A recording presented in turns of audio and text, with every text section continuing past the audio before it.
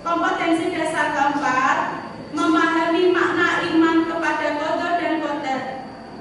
Kompetensi dasar yang keempat, berperilaku yang mencerminkan kesadaran beriman kepada qadar dan qadar. Yang berikutnya, tujuan pembelajaran. Adapun tujuan pembelajaran pada kali ini yaitu 1. Setelah mendengarkan ceramah guru, berdiskusi dan menggali informasi, peserta didik dapat menjelaskan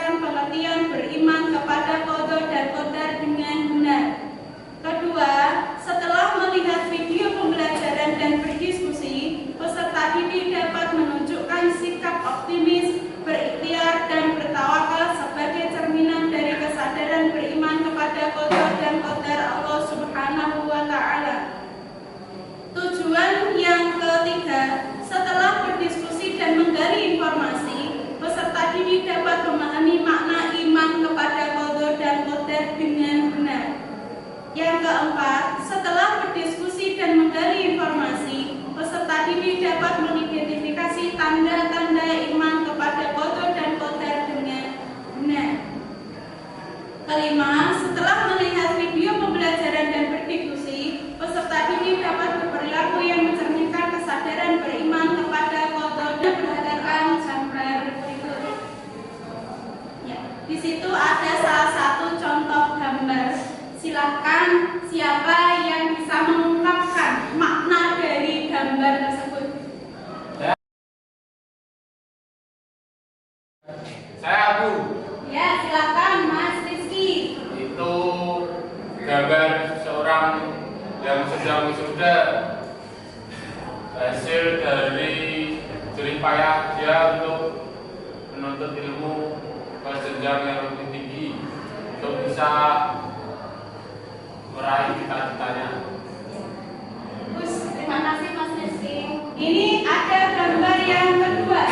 Silakan siapa yang bisa menjelaskan makna dari gambar kedua tersebut? Saya Bu.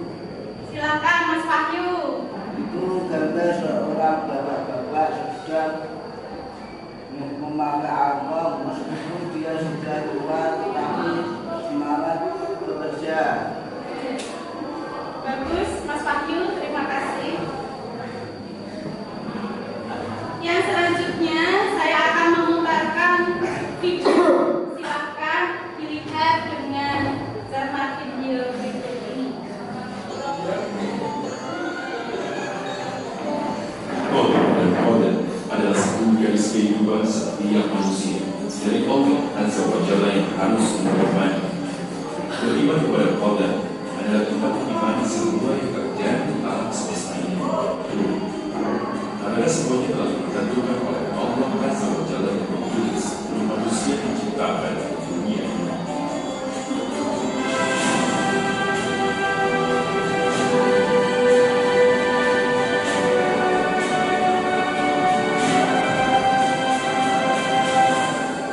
Jalankan kehidupan, tidak berputus asa dan tidak mudah menyerah. Karena segala ketentuan baik atau buruk dari Allah Azza wa Jalla telah ditetapkan semenjak manusia belum lahir di dunia ini. Kewajiban kita sebagai manusia adalah tetap berusaha sesuai dengan kadar dan ukuran kemampuannya. Kaitan antara qadar dan qadar adalah menyatakan bahwa yang dimaksud dengan qadar ialah takdir dan yang dimaksud dengan qadar adalah penciptaan. Sebagaimana firman Allah Azza wa Jalla, maka dia menjadikannya 7 hari dalam 2 masa. Dia mewahyukan pada tiap-tiap las. Qadar dan qadar adalah 2 perkara yang beriringan. Salah satunya tidak terpisah dari yang lainnya. Karena salah satunya berkedudukan sebagai fondasi yaitu qadar, dan yang lainnya berkedudukan sebagai bangunannya yaitu qadar. Barang siapa bermaksud untuk memisahkan di antara keduanya, maka dia bermaksud menghancurkan dan merobohkan bangunan tersebut. Sebagaimana firman Allah Azza wa Jalla, tiada suatu bencana pun yang menimpa di bumi dan tidak pula pada dirimu sendiri melainkan telah tertulis dalam kitab Lauhul Mahfuz sebelum kami menciptakannya. Sesungguhnya yang demikian itu adalah mudah bagi Allah. Kami jelaskan demikian itu. Anak-anak, itu tadi salah satu tayangan video. Silakan siapa yang bisa mengungkapkan inti dari tayangan tersebut. Coba silakan. Saya Bu. Oh ya, silakan Mas Rafian. Itu video tersebut menayangkan qadar dan qadar ya Bu. Ya, bagaimana? Apa itu qadar dan qadar Bu? Ya, qadar dan qadar akan saya jelaskan. Silakan lihat video pembelajaran berikut. Silakan diperhatikan, dicermati. Ini adalah penjelasan tentang iman kepada qadar dan qadar.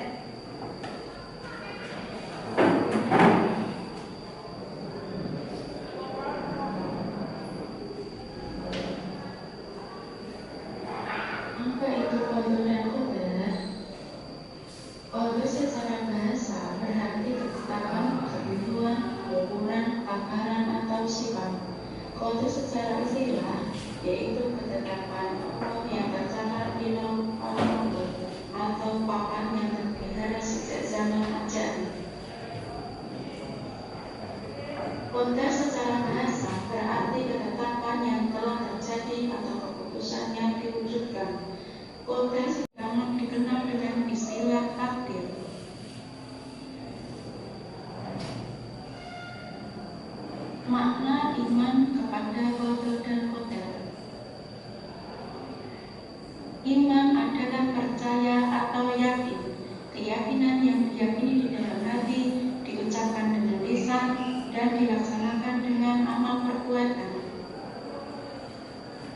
Iman kepada qadar dan qadar adalah percaya sepenuh hati bahwa sesuatu yang terjadi, sedang terjadi, akan terjadi di alam raya ini semuanya telah ditentukan Allah Subhanahu wa Ta'ala sejak zaman azali. Macam-macam takdir. Yang pertama, takdir mubrom, yaitu takdir atau ketetapan Allah yang tidak dapat diubah atau tidak dapat diubah oleh siapapun. Yang kedua, takdir mu'alaf. Takdir mu'alaf adalah takdir yang masih dapat diubah melalui usaha manusia. Setiap hamba diberi peluang atau kesempatan oleh Allah untuk berusaha mengubah keadaan dirinya menjadi lebih bersifat optimis dan giat bekerja. Manusia tidak mengetahui takdir apa yang terjadi pada dirinya. Semua orang tentu memiliki bernasib baik dan beruntung. Keberuntungan itu tidak dapat begitu saja, tetapi harus diusahakan. Oleh sebab itu, orang yang beriman kepada qadar dan qadar senantiasa optimis dan giat bekerja untuk meraih kebahagiaan dan keberhasilan itu. Yang kedua, ikhtiar. Ikhtiar adalah berusaha dengan sungguh-sungguh dan sepenuh hati dalam menggapai cita-cita dan tujuan. Allah Subhanahu wa Ta'ala menentukan takdir, kita sebagai manusia berkewajiban untuk Itu tadi penjelasan tentang iman kepada qadar dan qadar. Bisa dipahami ya? Bisa. Yang selanjutnya, Guru akan memberikan penugasan, yaitu tugas kelompok. Silakan, kelompoknya akan saya bagi. Yang sudah saya panggil bisa langsung menempatkan diri di posisinya. Kelompok 1, Akas, Aldi, Andra. Kelompok berikutnya, Riki Satria, Riki Ramadhani, Rizky Cahyati. Kelompok terakhir, Wahyu Freddy dan Rio Firmansyah. Silahkan langsung menempatkan diri. Ya, silahkan langsung menempatkan diri. Saya akan membagi kertas, silahkan nanti didiskusikan untuk satu kelompok, satu saja yang menulis.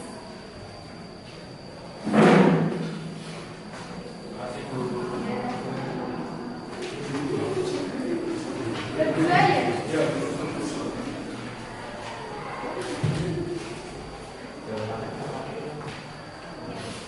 Silahkan didiskusikan bersama kelompoknya. Saya kasih waktu 10 menit dari sekarang. Silahkan. Silahkan dilaksanakan. Waktunya 10 menit dari sekarang.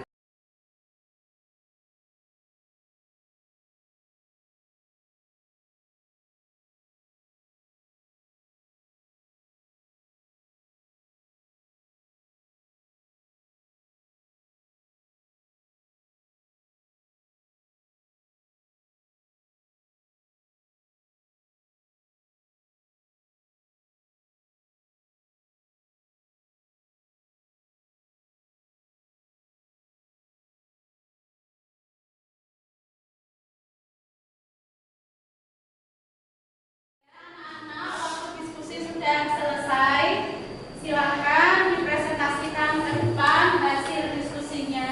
Kelompok siapa yang sudah siap untuk presentasi terlebih dahulu? Kelompok kami, Bu. Kelompoknya Mas Rizky, oh ya. Silahkan dipresentasikan ke depan hasil diskusinya. Teman-teman yang lain silahkan diperhatikan. Assalamualaikum warahmatullahi wabarakatuh. Selamat pagi teman-teman.